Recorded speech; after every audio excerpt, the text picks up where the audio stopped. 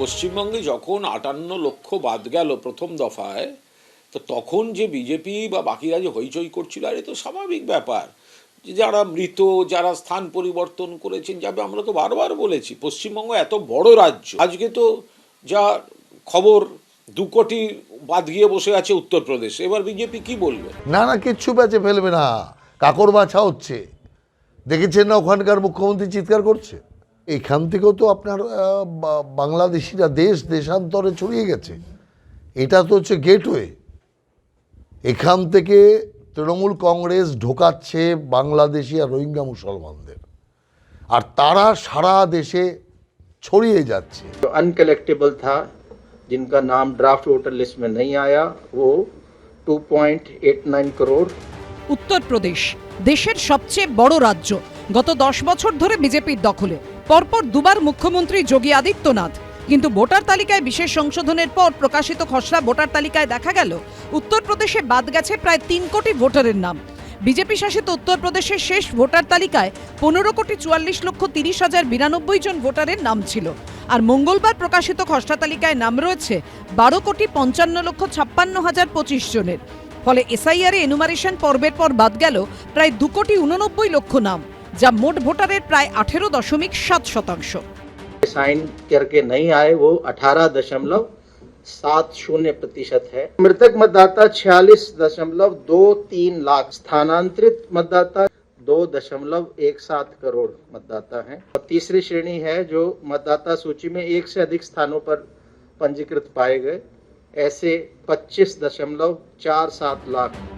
2025-এ SIR প্রক্রিয়া শেষ করে ভোট হয়ে গেছে বিহারে, তারপর পশ্চিমবঙ্গ, তামিলনাড়ু, কেরল, মধ্যপ্রদেশ, উত্তরপ্রদেশ, পুদুচেরি, আন্দামান নিকোবর, ছত্তিশগড়, গুজরাট, গোয়া, কেরল, লাক্ষাদ্বীপ, এই 12টি রাজ্য কেন্দ্রশাসিত অঞ্চলে এসআইআর প্রক্রিয়া চলছে।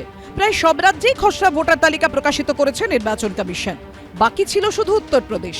দেখা যাচ্ছে খসড়া তালিকায় সবচেয়ে বেশি শতাংশ ভোটারের নাম বাদ গেছে বিজেপি শাসিত উত্তরপ্রদেশেই। এ রাজ্যে শুভেন্দু অধিকারী, শ্রমিক ভট্টাচার্যরা বারবার দাবি করছেন এসআইআরে যত বেশি নাম বাদ তত বেশি ক্ষতি হবে তৃণমূলের। এখন শতাংশের নিরিখে খসড়া ভোটার তালিকায় বিজেপি শাসিত উত্তরপ্রদেশেই সবচেয়ে বেশি নাম বাদ পড়ার পর পাল্টা বিজেপির দিকে প্রশ্ন ছুড়ে দিচ্ছে তৃণমূল। পশ্চিমবঙ্গে যখন ৫৮ লক্ষ বাদ গেল প্রথম দফায়, তো তখন যে বিজেপি বা বাকিরা যে হইচই করছিল, আর এ তো স্বাভাবিক ব্যাপার। যারা মৃত, যারা স্থান পরিবর্তন করেছেন, যাবে, আমরা তো বারবার বলেছি পশ্চিমবঙ্গ এত বড় রাজ্য, আজকে তো যা খবর ২ কোটি বাদ গিয়ে বসে আছে উত্তরপ্রদেশ। এবার বিজেপি কি বলবে? সোমবার দিল্লিতে প্রধানমন্ত্রী নরেন্দ্র মোদীর সঙ্গে প্রায় ১.৫ ঘন্টা ধরে বৈঠক করেন উত্তরপ্রদেশের মুখ্যমন্ত্রী যোগী আদিত্যনাথ। দুজনের মধ্যে এসআইআর নিয়েও আলোচনা হয়।